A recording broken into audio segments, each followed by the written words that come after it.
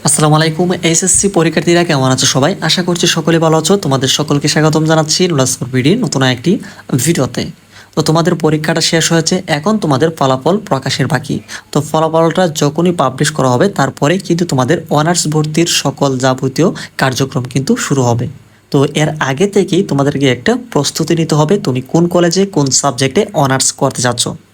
তো তোমার ওই কাঙ্ক্ষিত সাবজেক্ট এমনকি ওই কলেজে ভর্তি হতে তোমাদের অনার্সে কেমন জিপিএ যোগ্যতা লাগবে, অর্থাৎ মিনিমাম তোমাদেরকে কত পয়েন্ট লাগবে সেই সাবজেক্টগুলোতে ভর্তি হতে, বা যে মিনিমাম একটা জিপিএ যোগ্যতা হলে তুমি কিন্তু আবেদন করতে পারবে। তো আজকের এই ভিডিওতে আমরা তোমাদেরকে জানাবো তোমরা কোন কোন সাবজেক্ট নিয়ে অনার্স করতে পারবে সেই বিষয়গুলি, সেই সাথে তোমাদের ওই বিষয়গুলিতে ভর্তি হওয়ার জন্য তোমাদেরকে আবেদন যোগ্যতা কত পয়েন্ট থাকতে হবে, এমনকি তোমাদের ভর্তি পদ্ধতি, সেই ভর্তি পদ্ধতির অনলাইন আবেদনের ফি কত লাগবে, অর্থাৎ অনার্স ভর্তির সকল তথ্য আজকের এই ভিডিওতে থাকবে। একাধারে কিন্তু ধাপে ধাপে সবকিছু ইনফরমেশন আমরা আজকের এই ভিডিওতে তোমাদেরকে দিয়ে দিব। তো যেহেতু অনার্স ভর্তির সকল তথ্য এই একটি ভিডিওতে থাকবে, সেহেতু একটু ভিডিওটা লং হবে। তো একটু মনোযোগ সহকারে তোমরা একটু হাতে সময় নিয়ে দেখার চেষ্টা করবে, তাহলে কিন্তু তোমরা এই পুরো বিষয়ের সেই আপডেট তথ্যগুলি জানতে পারবে। তো চলো আর দেরি না করে মূল ভিডিওতে যাচ্ছি। তার আগে ছোট্ট একটা রিকোয়েস্ট করবো, এখন যারা চ্যানেলে নতুন, চ্যানেলটিকে সাবস্ক্রাইব করা না থাকলে অবশ্যই তোমরা প্রতিনিয়ত শিক্ষামূলক সকল আপডেট তথ্যগুলোকে পাওয়ার জন্য চ্যানেলটিকে সাবস্ক্রাইব করে রাখো। তো প্রথমে আমরা তোমাদেরকে দেখিয়ে দিচ্ছি তোমরা কোন কোন সাবজেক্ট নিয়ে অনার্স করতে পারবে সেই সাবজেক্টের লিস্টটি। তো আমরা তোমাদের সুবিধাতে এখানে একটি সাবজেক্ট লিস্ট ওপেন করেছি। অনার্স ভর্তির সকল সাবজেক্টগুলো কিন্তু এই লিস্টেই রয়েছে। তো এখানে তিনটা বিভাগ রয়েছে, তোমাদের মানবিক শাখা, ব্যবসা শাখা, এমনকি বিজ্ঞান শাখা। তো তোমরা কে কোন বিভাগে রয়েছে অবশ্যই সেটা কমেন্ট সেকশনে জানাবে।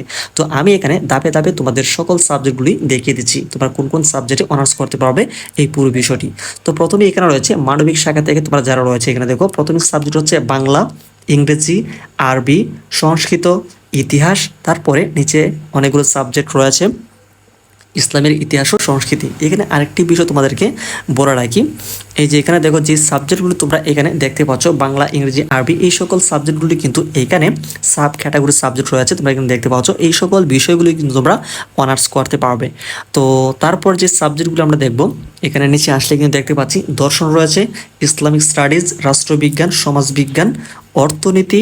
তারপরে সাবজেক্ট হচ্ছে নৃবিজ্ঞান, গ্রন্থাগার ও তত্ত্ববিজ্ঞান, গার্হস্থ্য অর্থনীতি। তারপর আছে বিএ অনার্স ইন মিউজিক। এই যে সাবজেক্টগুলো আমরা বললাম, এটা হচ্ছে মানবিক বিভাগের জন্য।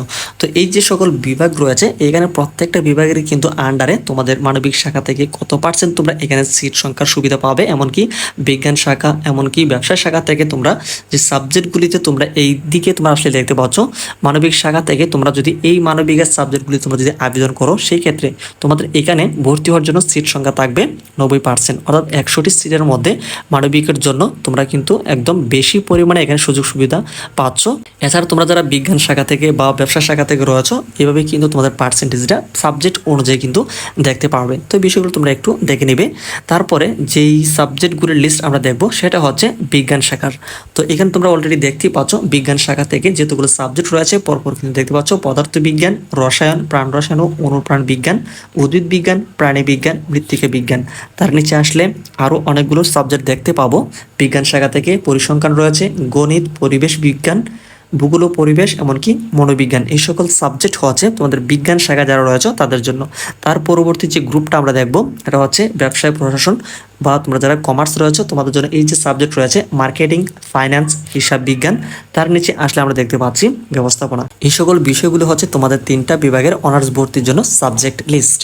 তো অনার্স ভর্তির এই সাবজেক্টগুলিতে তোমরা কিন্তু তোমাদের পছন্দের সাবজেক্ট নিয়ে তোমরা কিন্তু অনার্স করতে পারবে। তো এখন আমরা জেনে নেব তোমাদের ভর্তি পদ্ধতি সম্পর্কে, তোমাদের কিসের ভিত্তিতে আসলে তোমাদের অনার্স ভর্তিটা তোমরা ভর্তি হতে পারবে এই বিষয় সম্পর্কে। তো তোমাদের এসএসসি এমনকি এইচএসসি জিপিএর ভিত্তিতে তোমাদেরকে ভর্তি করানো হবে। এমনকি তোমরা চাইলে তোমরা কিন্তু যে গ্রুপটা রয়েছে, তোমরা যদি সায়েন্স থাকো তাহলে কিন্তু তোমরা ব্যবসা শাখা এমনকি মানবিক বিভাগ থেকেও কিন্তু তোমরা গ্রুপ পরিবর্তন করে তোমরা অনার্স করতে পারবে। তো তোমাদের যেহেতু এসএসসি এমনকি এইচএসসির জিপিএর ভিত্তিতে তোমাদেরকে ভর্তি করানো হবে, সেই ক্ষেত্রে তোমাদের এসএসসি থেকে তোমাদের এসএসসি যে ফলাফলটা রয়েছে সেখান থেকে 40%, এমনকি এইচএসসি থেকে তোমাদের 60%, এই যে রেজাল্ট নিয়ে তোমাদের একটি গড় হিসাব করে তোমাদেরকে অনলাইনে ভর্তির মাধ্যমে তোমাদেরকে মেধা তালিকা নির্ধারণ করা হবে। এখানে কিন্তু তোমাদের ফলাফলের ভূমিকাটা অনেক বেশি, যার যত বেশি পয়েন্ট হবে তত কিন্তু চান্স পাওয়ার পসিবিলিটি অনেক বেশি থাকবে। তো তোমাদের কত পয়েন্ট রয়েছে সেটা অবশ্যই আমাদেরকে কমেন্ট সেকশনে জানানোর চেষ্টা করবে। ওকে, তো এরপর এখন আমরা তোমাদেরকে জানিয়ে দিচ্ছি তোমাদের অনার্স ভর্তির জন্য প্রাথমিক আবেদনে তোমাদের জিপিএ যোগ্যতা কত থাকতে হবে, অর্থাৎ মিনিমাম কত পয়েন্ট হলে তোমরা আবেদন করতে পারবে, অর্থাৎ তোমার যে পয়েন্টটা রয়েছে সেই পয়েন্টে কি তুমি আবেদন করতে পারবে কিনা সেই যে লিস্ট রয়েছে সেটা এখন আমরা তোমাদেরকে দেখিয়ে দিচ্ছি। তো তোমাদের সুবিধার্থে আমরা এখানে একটি চার্ট কিন্তু নিয়ে এসেছি তোমাদের জিপিএ যোগ্যতা, অর্থাৎ তোমাদের কত পয়েন্ট হলে তোমরা আবেদন করতে পারবে এখানে তোমরা কিন্তু অলরেডি দেখতে পাচ্ছ। এই যে এখানে তোমরা তালিকাটি দেখতে পাচ্ছ এটি হচ্ছে গত বছরের, অর্থাৎ 2023-24 যারা শিক্ষাবর্ষে যারা অনার্সে ভর্তি হয়েছে তাদের জন্য। তো দেখে গেছে নতুনভাবে কিন্তু তাদের জিপিএ যোগ্যতাটা নির্ধারণ করা হয়েছে। এবারও যদি এই জিপিএ হয় তাহলে কিন্তু এটা দিয়ে কিন্তু তোমরা আবেদন করতে পারবে। এছাড়া যদি পরিবর্তন করে তো মনে হয় না যে পরিবর্তন হবে, কারণ হচ্ছে প্রতি বছর চেঞ্জ করে না, যেহেতু গত বছরে এটা চেঞ্জ করে এই জিপিএ যোগ্যতায় আনা হয়েছে তো এবার নাও হতে পারে। তো এখন আপাতত তোমরা এখান থেকে একটা সমসাময়িকভাবে একটা আইডিয়া নিতে পারো, তবে কয়েকদিন পরে কিন্তু তোমাদের অনার্স ভর্তি জিপিএ যোগ্যতা সম্পর্কে এমনকি সেই নোটিশ সার্কুলারটা প্রকাশ করা হবে, এই বিষয়ে কিন্তু আমরা পরবর্তী জানিয়ে দেবো। তবে আপাতত তোমরা গত বছরের যেই জিপিএ যোগ্যতা রয়েছে এটা নিয়ে তোমরা কিন্তু এখন ধারণা নিতে পারো। ওকে, তো এখানে দেখো প্রথমে রয়েছে উচ্চ মাধ্যমিক পর্যায়ে পঠিত যে শাখাগুলো রয়েছে, অর্থাৎ তোমরা কোন কোন বিভাগে রয়েছে এখানে কিন্তু তোমরা বিষয়গুলো দেখতে পাচ্ছ, মানবিক শাখা, বিজ্ঞান শাখা, এমনকি ব্যবসায় শাখা, এমনকি বাংলাদেশ কারিগরি শিক্ষা বোর্ড থেকে কিন্তু এই শাখাগুলো রয়েছে। তোমাদের মধ্যে যারা মানবিক শাখাতে রয়েছে তোমাদের এইচএসসিতে থাকতে হবে 3 পয়েন্ট, এমনকি এসএসসিতেও থাকতে হবে 3 পয়েন্ট। এখানে শুধু 3 পয়েন্ট করে থাকলেই হবে না, তোমাদেরকে মানবিক শাখা থেকে অবশ্যই 3 পয়েন্ট করে তোমাদেরকে টোটাল যে পয়েন্টটা সেটা কিন্তু 4-6 পয়েন্ট তোমাদেরকে থাকতে হবে। এছাড়া বিজ্ঞান ও ব্যবসায় শাখা থেকে তোমরা যারা রয়েছে এইখানে তোমাদের পয়েন্ট হতে হবে এইচএসসিতে তোমাদের 3 পয়েন্ট, এমনকি এসএসসিতেও থাকতে হবে 3 পয়েন্ট। তো 3 পয়েন্ট হলেই হবে না, এই দুইটা গড়ের সমন্বয়ে তোমাদেরকে থাকতে হবে 7 পয়েন্ট, এমনকি ব্যবসায় শাখা থেকেও তোমাদেরকে থাকতে হবে 7 পয়েন্ট। আশা করছি বিষয়টি তোমরা বুঝতে পেরেছো। এছাড়া বাংলাদেশ কারিগরি শিক্ষা বোর্ডও 3 করে 6, এমনকি 7 থাকতে হবে। এছাড়া তোমাদেরকে তোমাদের পাশের সনটা একটু দেখো, এখানে 22-23 হচ্ছে যারা মূলত 2023-24 শিক্ষাবর্ষ ছিল। তো তোমাদের যে পাশের সনটা এটা কিন্তু দেখা গেছে এসএসসি থাকবে 23-24, এমনকি এখানে এসএসসিতে তোমাদের পাশের সন থাকবে হচ্ছে 21-22। তো এগুলো আসলে তোমাদেরকে আমরা পরবর্তীতে এই সেই সম্পর্কে আপডেটগুলি জানিয়ে দেবো। তো তোমাদের এই মিনিমাম জিপিএ যোগ্যতা যদি তোমাদের থাকে তাহলেই কিন্তু তোমরা অনার্স ভর্তির জন্য আবেদন করতে পারবে, অন্যথায় কিন্তু তোমরা আবেদন করতে পারবে না। তো তোমাদের অনলাইনে অনার্সের প্রথম বর্ষে তোমাদেরকে ভর্তি হতে হলে তোমাদেরকে ম্যানুয়ালি কোনো প্রকার তোমরা কিন্তু আবেদনের সুযোগ এখানে থাকছে না, তোমাদেরকে সকল কার্যক্রম অনলাইনে কিন্তু সম্পন্ন করতে হবে, অর্থাৎ প্রাথমিক আবেদন করতে হবে। এটা হচ্ছে ধাপ 1। দ্বিতীয় ধাপে রয়েছে তোমাদের সেই সকল বিষয়গুলি তোমাদের ফলাফল নিয়ে। এছাড়া তৃতীয় ধাপ কিন্তু আবার তোমাদেরকে নতুন করে আবেদন করতে হবে। তো প্রাথমিক আবেদন করার জন্য তোমাদের এসএসসি এমনকি এইচএসসি তোমাদের যে জিপিএ রয়েছে তো সেটার ভিত্তিতেই কিন্তু তোমাদেরকে প্রাথমিক আবেদনটা করতে হবে, অর্থাৎ সেই ফর্মে আবেদন ফর্মে তোমাদেরকে এসএসসি ইনফরমেশন দিতে হবে, সেই সাথে এইচএসসি ইনফরমেশন দিয়ে তোমরা কিন্তু প্রাথমিক আবেদন করবে। তোমাদের এসএসসি এইচএসসির ফলাফলের ভিত্তিতেই কিন্তু তোমাদের যে মেধা তালিকাটা সেটা কিন্তু নির্ধারণ করা হবে। তো তারপরেই কিন্তু তোমাদের সেই রেজাল্টটা দেওয়া হবে। প্রথম এমনকি দ্বিতীয় এমনকি কোটা মেধা তালিকার ফলাফল কিন্তু তোমাদের প্রাথমিক আবেদনের প্রেক্ষিতে কিন্তু দেওয়া হবে। এটা হচ্ছে ধাপ 2।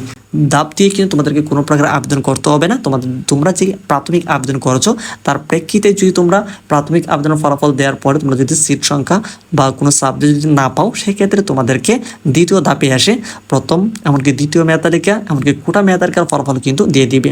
তারপর যদি তোমরা কোনো কলেজ কিংবা সাবজেক্ট না পাও তারপর আসবে হচ্ছে ধাপ 3।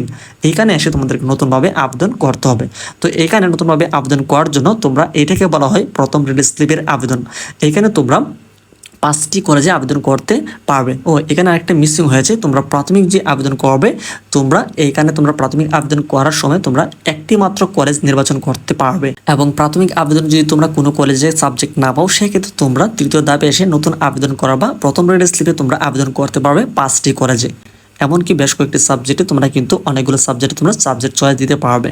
ওকে, তারপর যদি তোমরা চান্স না পাও তারপরে কিন্তু হতাশ হওয়ার কারণে তারপর তোমাদের সর্বশেষ দ্বিতীয় রিলিজ স্লিপে তোমরা আবেদন করতে পারবে আরও 5টি কলেজে। তো এইভাবে আসলে তোমাদের ভর্তির যে ধাপ সমূহগুলোকে তোমাদেরকে ফুলফিল করতে হবে। সবশেষে এখন আমরা তোমাদেরকে জানিয়ে দিচ্ছি তোমাদের আবেদন করার পদ্ধতিগুলো কি কি হতে পারে এই বিষয়টি। তো তোমরা এই যে এখানে ওয়েবসাইটে দেখতে পাচ্ছ এই ওয়েবসাইটে এসে তোমাদেরকে অনার্স ট্যাবে গিয়ে তোমাদেরকে আবেদন করতে হবে। তো আবেদন করার সময় আমরা তোমাদেরকে সবকিছু ইনফরমেশন কিন্তু আমরা দেখিয়ে দেবো তোমরা কিভাবে আবেদন করবে। তো তোমাদের আবেদন করার জন্য তোমাদেরকে প্রাথমিক আবেদন করতে হবে তোমাদের যে এসএসসি এইচএসসি জিপিএ রয়েছে সেটার মাধ্যমে। এমনকি তোমরা ওই সময় একটি কলেজে তোমরা এখানে সিলেক্ট করতে হবে। সেই সাথে তুমি এইখানে সর্বোচ্চ 14টি সাবজেক্ট কিন্তু চয়েস দিতে পারবে। আবেদনটি করার পরে তোমাদের সেই আবেদন ফর্ম এমন আবেদন ফি 250 টাকা সেই কলেজে জমা দিতে হবে। সেই আবেদন ফিটা তোমরা মোবাইল ব্যাংকিং এর মাধ্যমেও দিতে পারবে। তারপরে তোমরা কিন্তু এই আবেদনটি অনলাইন আবেদনে তুমি চাইলে তুমি নিজেই কিন্তু ঘরে বসে মোবাইল কিংবা কম্পিউটার দিয়ে তোমরা কিন্তু আবেদন করতে পারবে। তো তোমরা কিভাবে নিজেরা আবেদন করবে এই প্রসেসগুলো নিয়ে সম্পূর্ণ বিষয় নিয়ে আমরা কিন্তু পরবর্তী ভিডিওতে সবকিছু ইনফরমেশন দিয়ে দিব। সেজন্য চ্যানেলটিকে সাবস্ক্রাইব করে রাখো।